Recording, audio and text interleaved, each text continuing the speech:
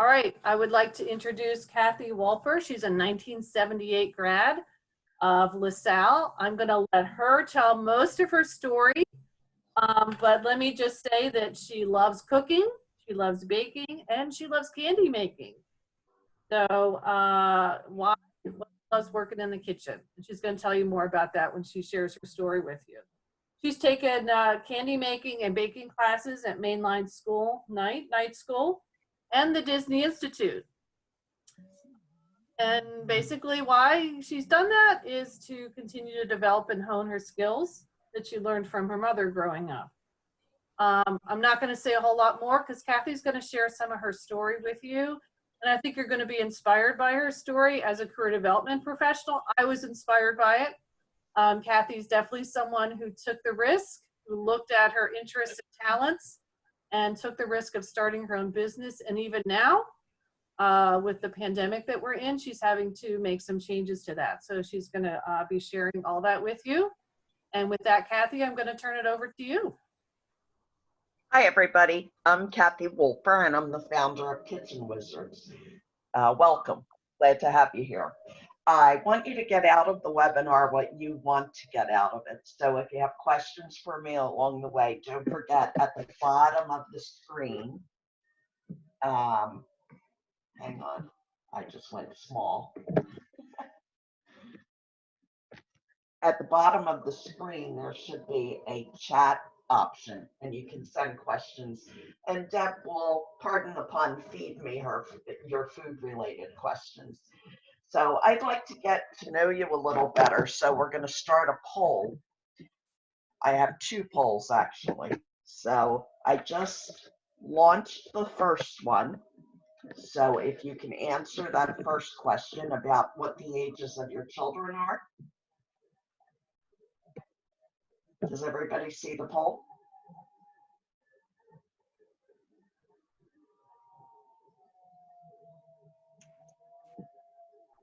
I'm a grandmother, so I could use those ages because Sure.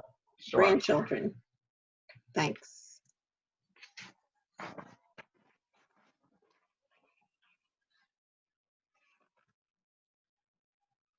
Everybody see that? Okay. I don't get to answer because mine's 22 now. So do we have all the answers then? I think so, right? Mm-hmm. Okay.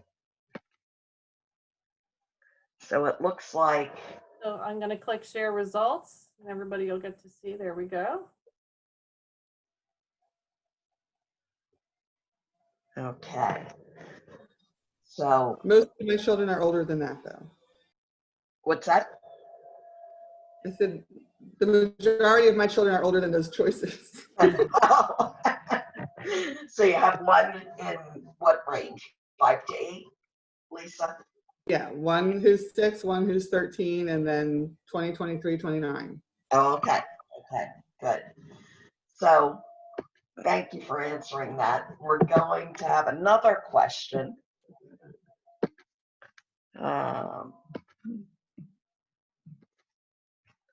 Hang on. What is your comfort level with cooking and baking? So you have 4 choices there.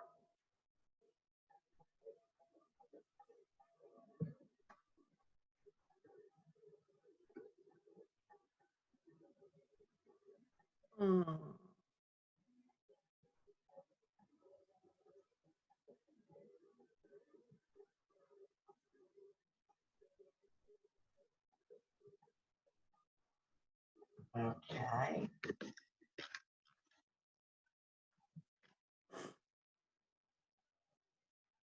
Anybody else?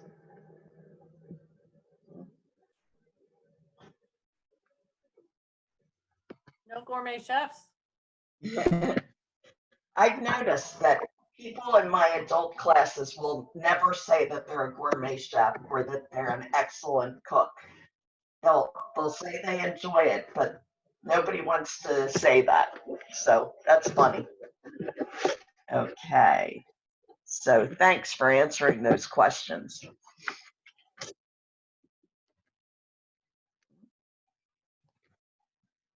And then we get out of polling. Is that right, Deborah? That's what I'm trying to do. Are we out? I think so, yeah. Okay. Okay. So I'd like to begin by sharing my story with you, how I got to do the work that I now do. I graduated from LaSalle College in 1978, just a few short years after women were admitted. It was mainly a commuter school. I commuted and I worked a part-time job and still managed to use the squash courts at Heyman Center, which is now Trumark Financial Center, to teach college friends how to play racquetball. And that's where I learned that I would be a better teacher than a racquetball player, because I taught everybody and then they beat me at racquetball. I also swam laps for exercise at the pool, and I made lifetime friends at LaSalle. I started as an English major, and then I switched to elementary education. LaSalle had no elementary ed major at the time, so all my major courses were taken at Chestnut Hill College, which was then the sister school for LaSalle. And after I switched to elementary ed, after college, I taught the Catholic school system for 7 years, fourth grade for 2 years, and then third grade for 5 years in my old third grade classroom from when I was a kid. Can you believe that? It was pretty cool to teach in my old classroom. I worked for a private investment bank for a few years. Then I went to work for a tech company and became a certified technical trainer.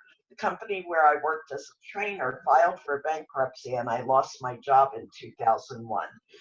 And after a short stint as an in-house trainer, I started my own business.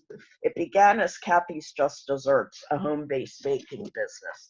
But within months, I really missed the interaction of teaching and training.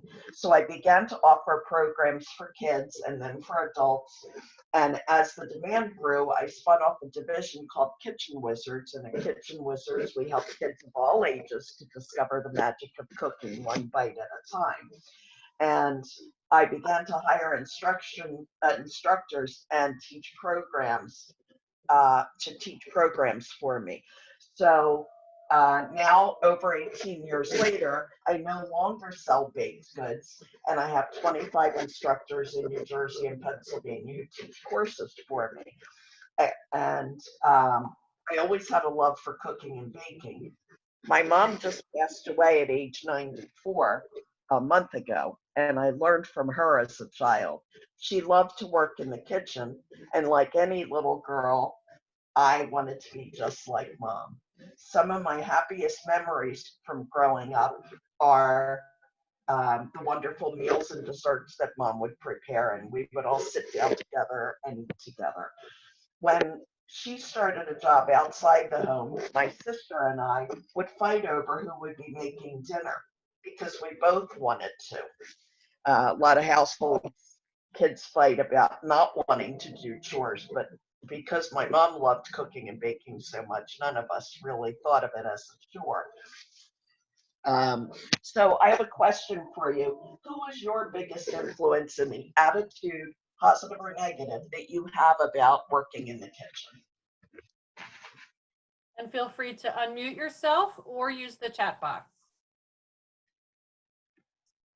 Well, it was my mom, and how you can get together a whole meal for any number of people and everything's ready at the same time. The meat, the starch, the vegetable, and we don't have to wait for anything. So yeah, I'd say my mom was the biggest influence. Okay. Definitely my mom as well. Absolutely. And I remember growing up as a child, she made dessert every single night, which I do not do, but that's a good memory I always have. Okay. Anybody else? Nancy?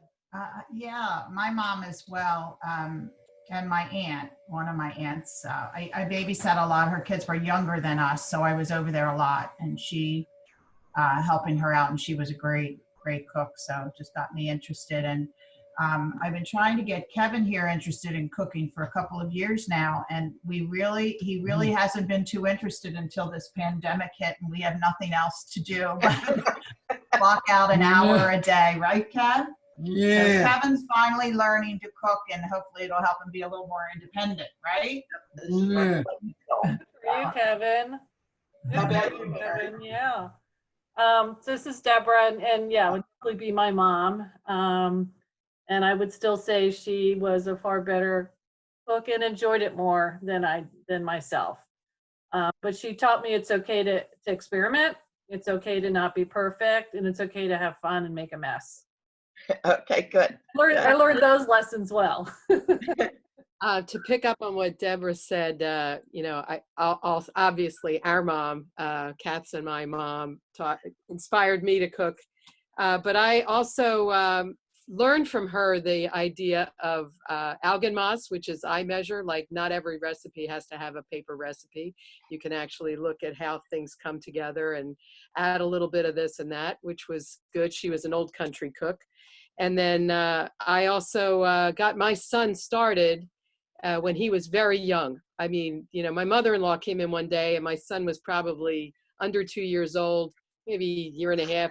And I had him sitting on the counter helping me make cookies, and she was shocked. But now my son loves to cook and he experiments a lot. And he's a very good vegetarian cook too. So that's all. Thanks. How about you, Dylan?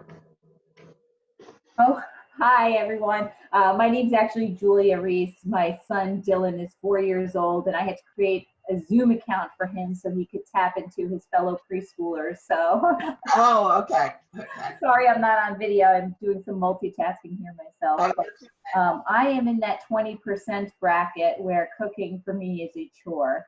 So I have 3 kids under the age of 6. I work full time in New York City, and cooking as much as I would like to do more of it, I just can't seem to find the time. So that's kind of my story.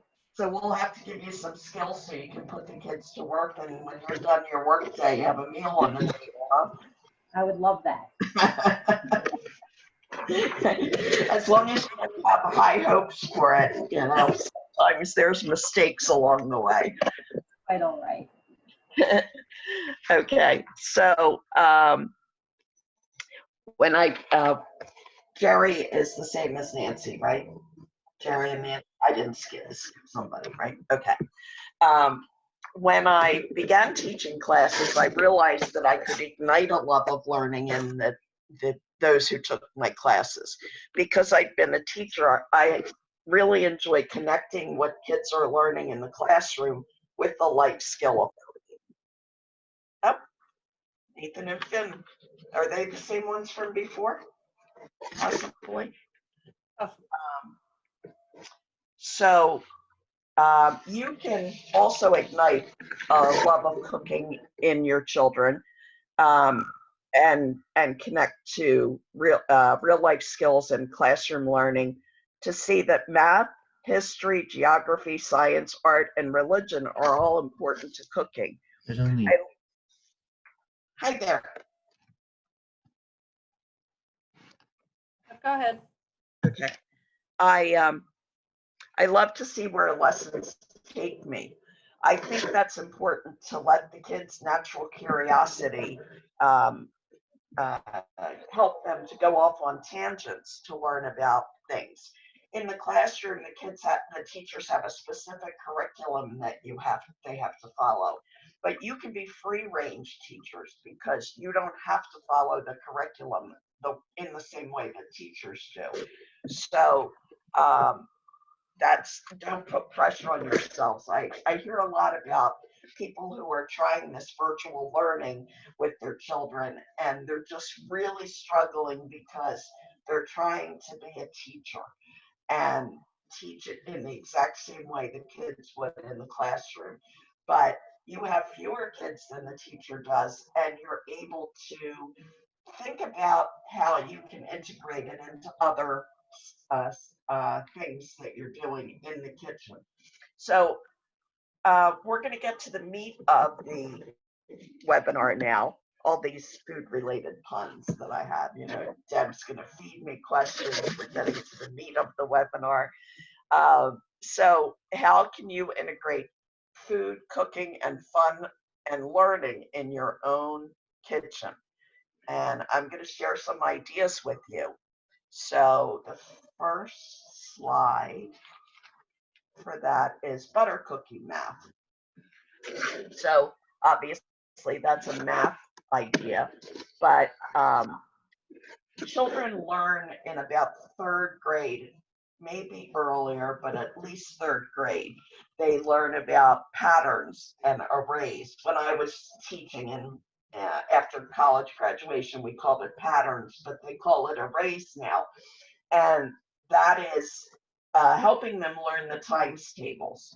So in the cookie, I have some links to videos that you'll get at the end of this that are cooking videos that you can do together with your kids, or depending on their ages, they can do on their own. But with cookies, that's a great way to teach kids math, because children love cookies. So it's a nice way to help them to learn the times tables, for example. So if I say to them, this pattern is going to be 15 cookies on each cookie sheet, how many would there be on each row and each column? And then I get them to figure out any combinations. Well, it could be 1 by 15, but they would be all close together. And what happens if cookies are too close together? They run into each other.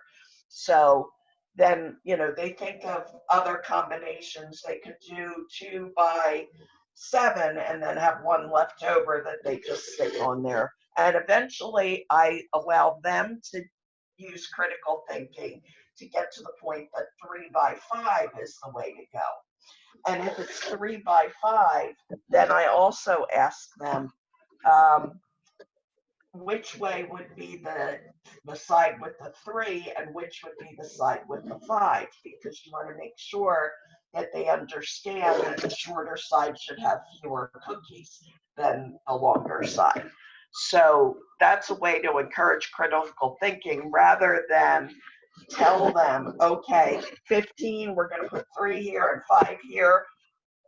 Just have them figure it out on their own, and they will. And you can use the cookie dough like checkers to kind of move them around on the cookie sheet until you get it where they're spaced out enough. And I always have them tell me why they should be spaced out. And they also have to be the same size as each other. And why is that? And we talk about the fact that a bigger mass of dough will take longer to cook than a smaller one. And I do that as a visual. I break off a tiny piece of dough, a normal size, cookie size, and then a big hunk of dough. And I ask them which one is going to bake fastest, and which is still going to be raw, which is going to be just right. It's like Goldilocks, I think. Which one's going to be just right. So I also don't always tell them what goes into recipes. So I'll say to them, there's 5 ingredients in the butter cookie recipe. Who can tell me? Raise your hand if you can tell me one of the ingredients. So you can have the kids come up with what they think would be the ingredients in the recipe. And that gets them thinking about what combinations they can use to bake or to cook. Next slide, please, Deborah. Getting there. Okay. Another series we do is cookie baking from around the world. And I love that because I got maps that are laminated world maps. I got it from Amazon Prime, and they're laminated so you can put it right on the counter and just wipe it off afterwards. But the kids will look at the United States and where Iceland is compared to the United States.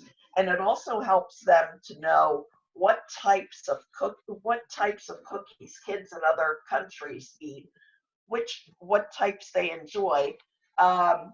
If there's Mexican cookies that have cinnamon and vanilla and pepper, I don't tell them they're grown there. I say to them, what agricultural products are there in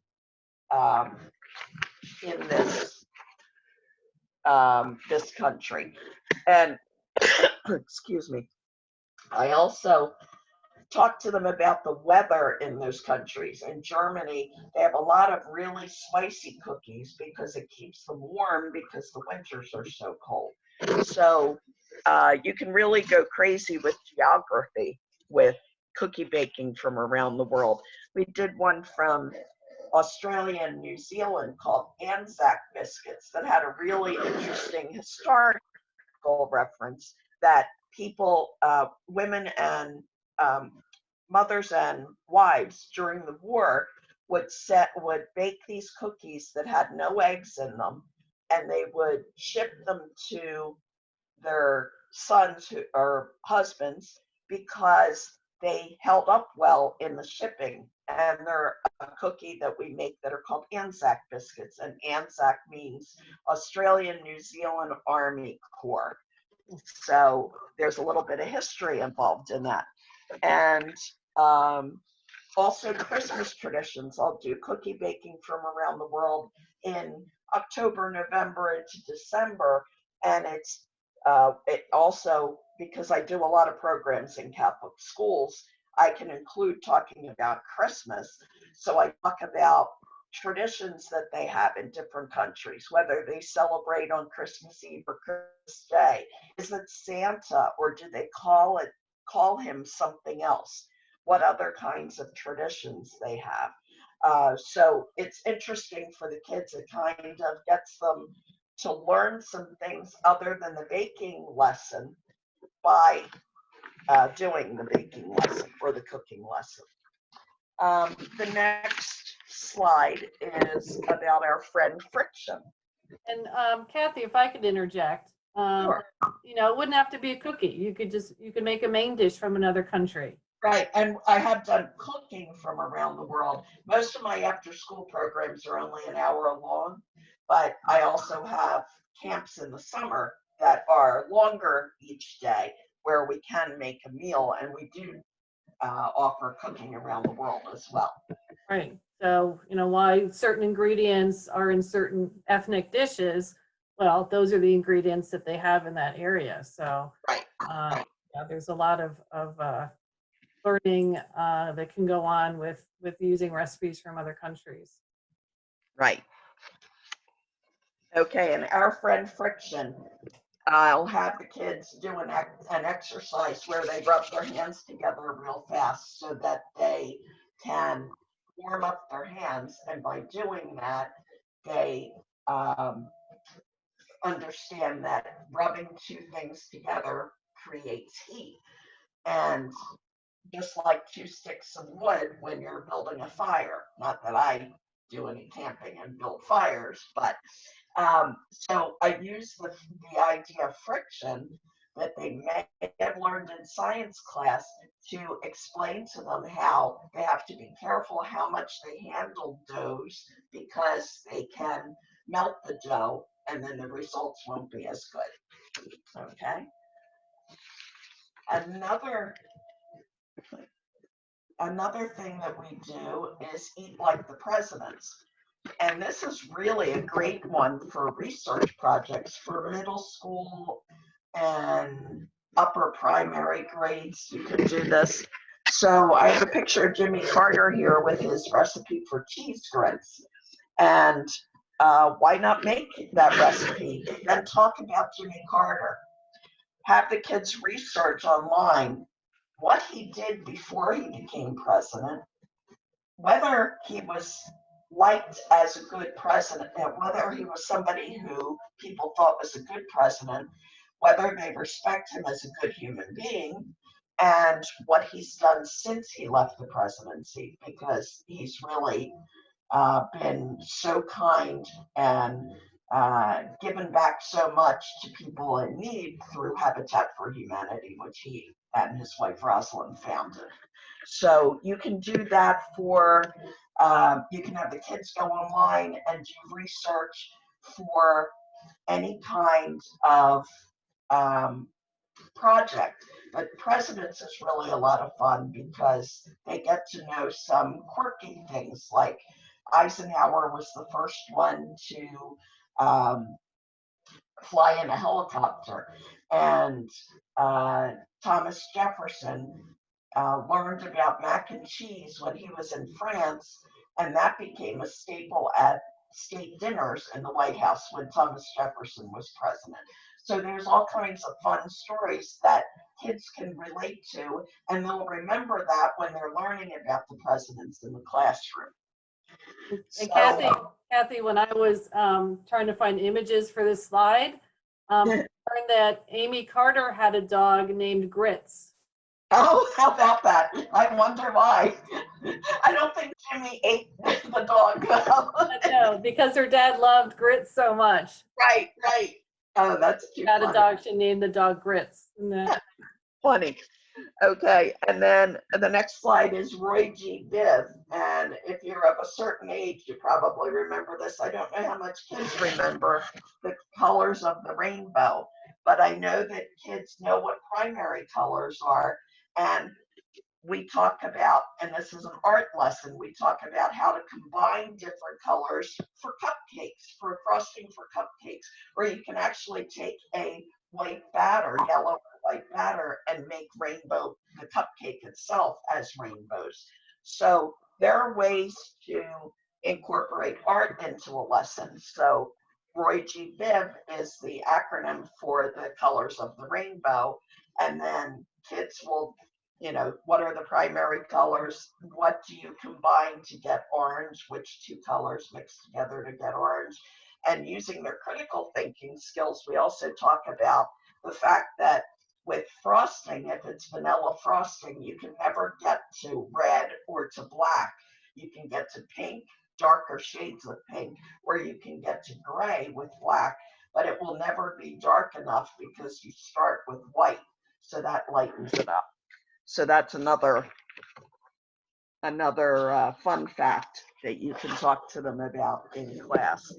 And then some final thoughts, teach children at their level. There's a chart that you're going to receive that tells for different ages what kids can do. This is an example for 2 to 3 year olds.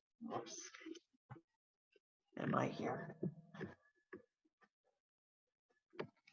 Sorry, I just lost the screen.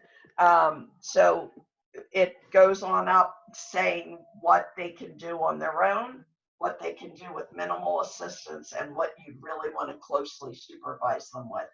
Imagine a 2 or 3 year old breaking an egg.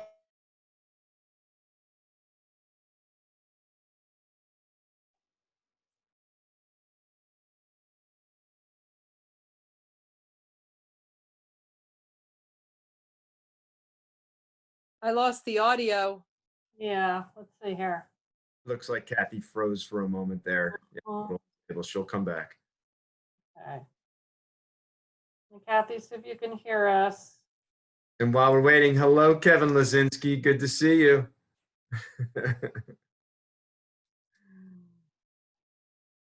I want to try whatever Kevin is baking after this. Mm. Save me a cookie or a piece of cake or whatever's in your list from this session. Okay, looks like Kathy will join us in a moment. Yep. So this is the joy of virtual, right? Everyone. So dependent now on the internet. Can you imagine going through this without the internet? Be totally different here. Yeah. So I was actually, I typed up this list here as an example, and I thought, wow, I'm really impressed with just a 2 or 3 year old, how many different kinds of things they really can do. And then I love the last two. They can stir just about anything, and they can mash the rest. So whether or not it's supposed to be mashed, a 2 or 3 year old will want to experiment, want to play. I think young kids, if they get a chance to start early, they're not afraid of those skills. They kind of develop confidence. And one of the things that has amazed me over the years that Kath has been doing this is she always, in her cooking camps, gives kids the recipe book, right? And she's run into kids and their families later, and the parents are like, oh, my kid made dinner tonight, based on her recipe for spaghetti and meatballs or whatever. And it really is a lifelong skill. And if a kid learns young enough, it's like a language. If a kid learns young enough, you know, they become much more proficient before they get afraid to learn a language and think it's too hard. I think it's kind of a similar thing. Yep.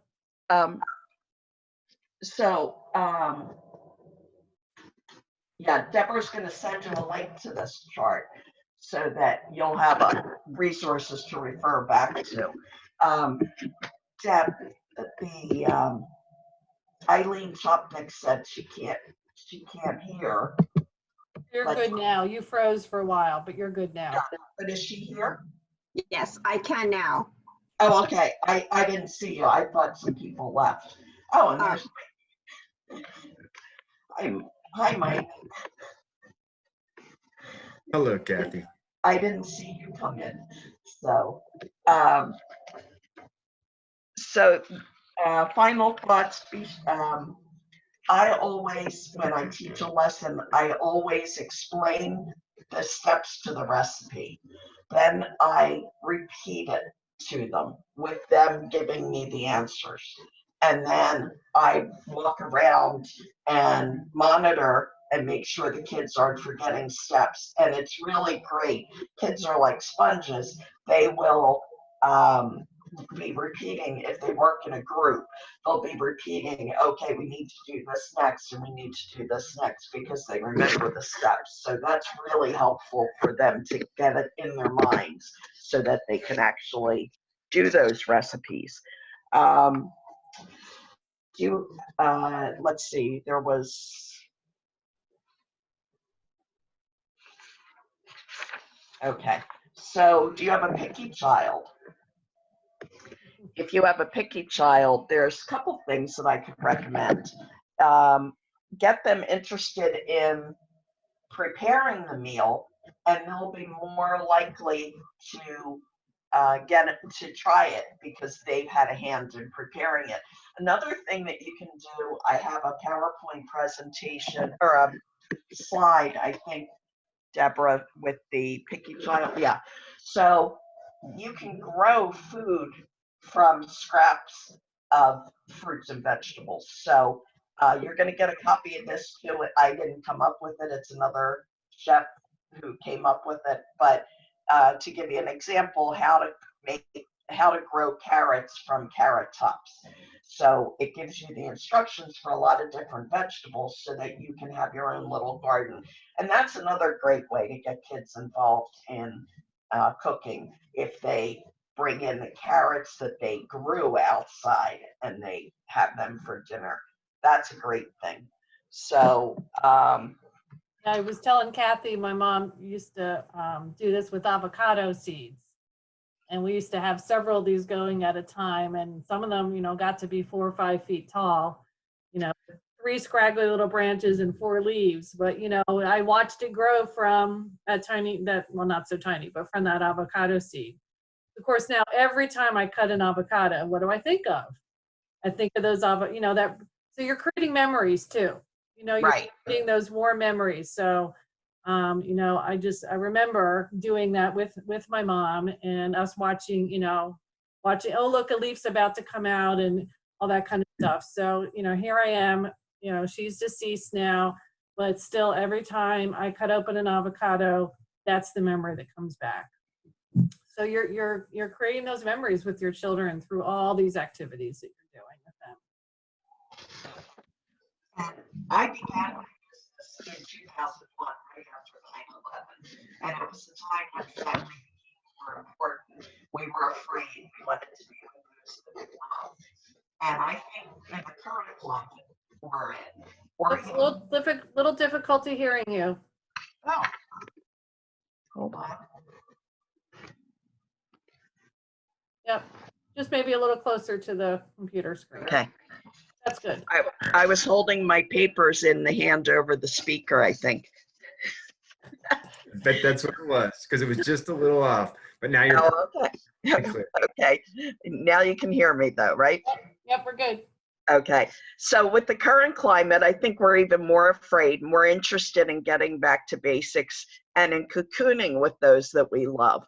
So on social media, I've seen a renewed interest in cooking and baking because we're at home more. And think of it, you don't have to run the kids out to soccer or dance lessons, and you're at home, and the kids don't have homework, so you have time in the evening to cook with your kids. So why not cook together as a family? It's a great experience, and it is a memory that the kids will think of as they grow older. I'm going to close with a story about my first solo baking experience. When I was 7, maybe, I told my mom that I wanted to bake cupcakes for dessert. It wasn't. Still a little difficulty hearing. Can you hear me now? Try again. No? Can you hear me now? It's a little better. I don't know what that is. Okay, that's good. Oh yeah. Well, so I told my mom that I wanted to bake cupcakes for dessert for dinner because, like we always had dessert for dinner when I was growing up. I think you said you did. You can't hear.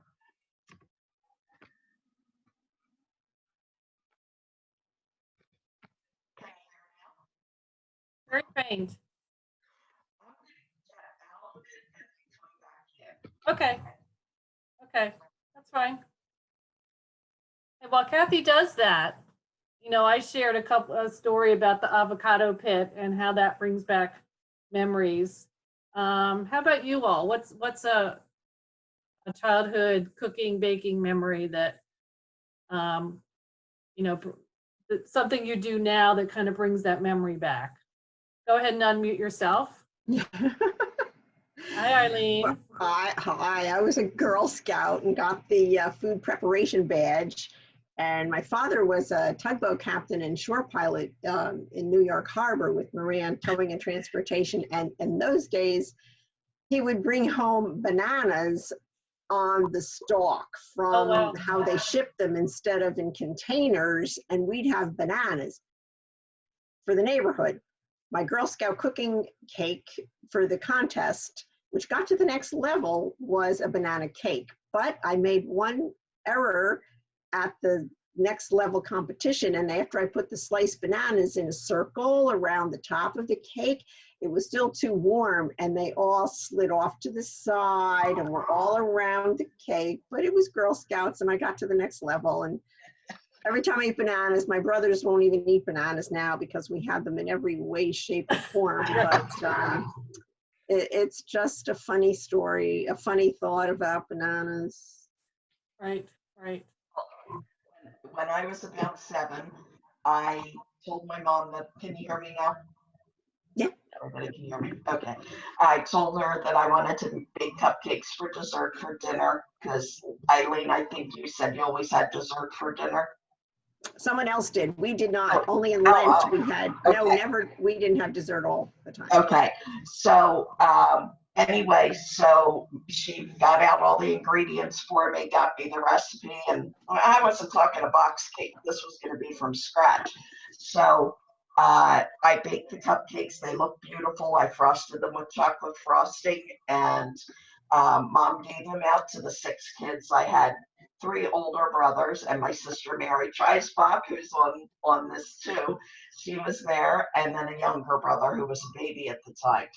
And she gave out the cupcakes, and my dad's drinking his tea, and she turned to get milk poured out for all of the kids, and my older brothers started clutching their throats and saying, water, water, I need water. And she thought they were just being older brothers and teasing me, and she told them to stop, that I went to a lot of effort to bake these cupcakes. And they said they're too salty. And she looked at my dad, dear sweet man that he is, who would never, never hurt my feelings, who was chugging tea. And he said, yeah, they're a little salty. And she tasted it.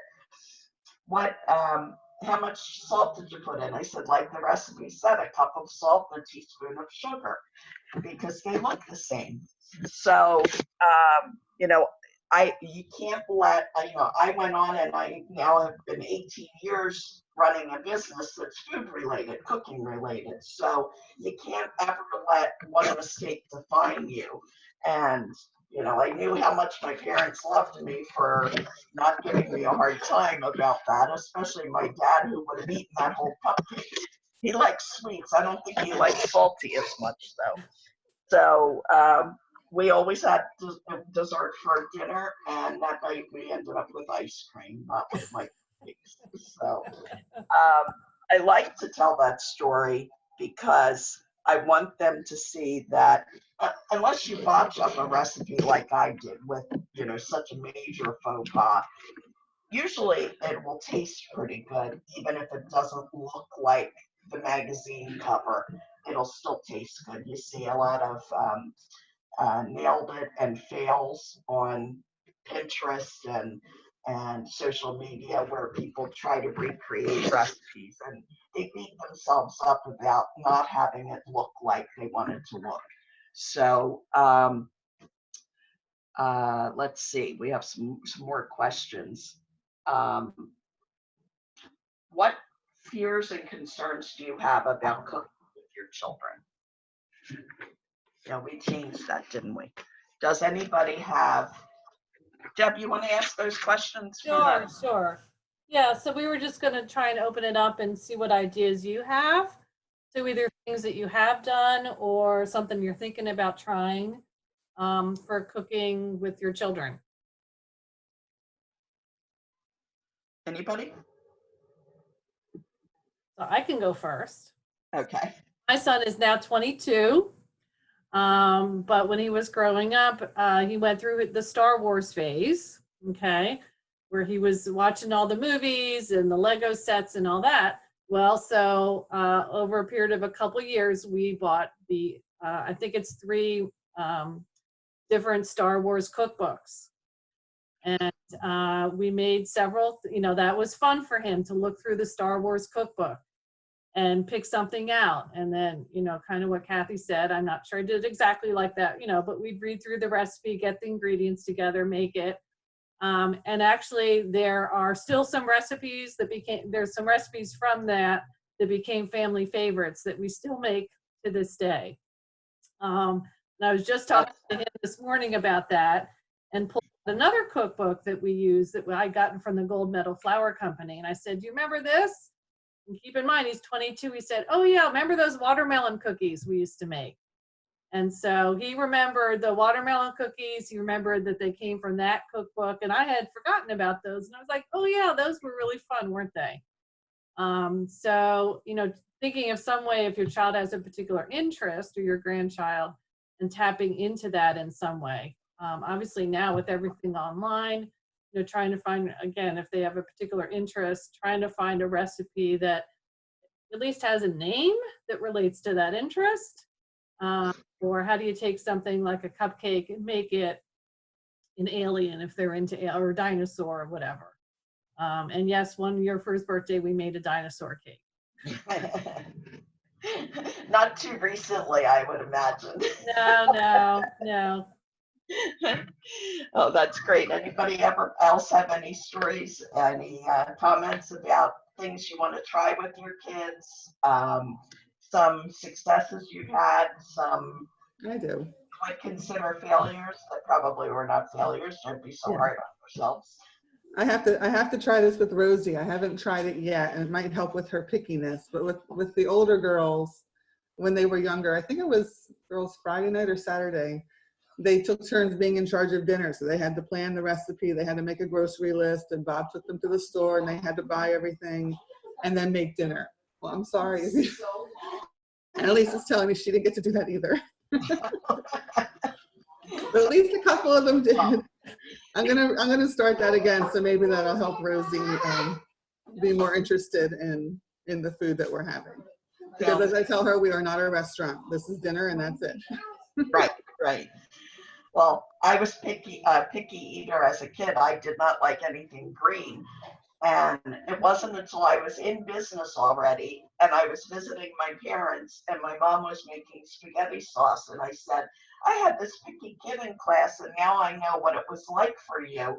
And she said, oh, I never worried about you not eating your vegetables because I puree them and put them in spaghetti sauce. And I would say to her, I remember saying, what are those things? And she'd say, oh, they're just herbs. Well, they weren't. They were blended vegetables. So there is a way to get the kids to eat more healthfully if you want them to, without them even knowing it. So on my Facebook and Instagram pages, and Deb's going to share that with you, I have lots of recipe videos for all ages, including adults. And if you're interested in the Instant Pot, if you have an Instant Pot and you're afraid to use it, I have a pot roast recipe that is posted on there. And there are videos or pictures that go along with each recipe. So that's on both Instagram and Facebook. And I have about 3 weeks worth of recipes. And up until now, I've offered programs for adults, senior living activities, ladies' night out, adult ed, corporate team building. And for kids, I've done in-home cooking, birthday parties, scout workshops, cooking camps, after-school programs. And I've also conducted parent-child programs and school socials and fundraisers. Honestly, I don't know what lies ahead for me, for my business, but I hope we get a vaccine really soon and people can feel comfortable being together. In the meantime, I am starting to work with some virtual camp company where I will offer virtual cooking camps in the summer, and the kids will do all the prep for a meal, and then there will be a video that shows the parents and the children how to finish it off so that it's on the table at dinner time. So all my information is coming in an email, right, Deborah? Yep. Okay, so you'll be getting that information. And if you have any questions about how to do a particular recipe, any questions you have as you're working with your children or grandchildren, please don't hesitate to send me an email or shoot me a message on my Facebook page or a private message on Instagram. I'm happy to get back to you with ideas on how to accomplish things, or if things don't turn out right, you know, what could have caused it to be that way, like salt instead of sugar, you know, that kind of thing. So anyway, so it's been my pleasure being here. I hope you had some questions answered and feel a little more confident with cooking with your children. And if you still don't enjoy cooking and you don't want to do it, remember that there will be Kitchen Wizards programs you can register your kids for. So in the summer, and we have them in the fall in the Philadelphia area. Is everybody from the Philadelphia area? We had one person in Maryland, I think. I think. Oh, no, she didn't stay on. That's right. That's right. Yeah. Yeah, and I'm up in New York. You're where? New York. New York. Oh, okay. Okay. And your name's not Dylan either. I can't remember.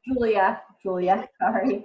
Okay. No, that's okay. I was saying Dylan is from Maryland, but it wasn't Dylan. So anyway, so thank you very much for your time. I appreciate it.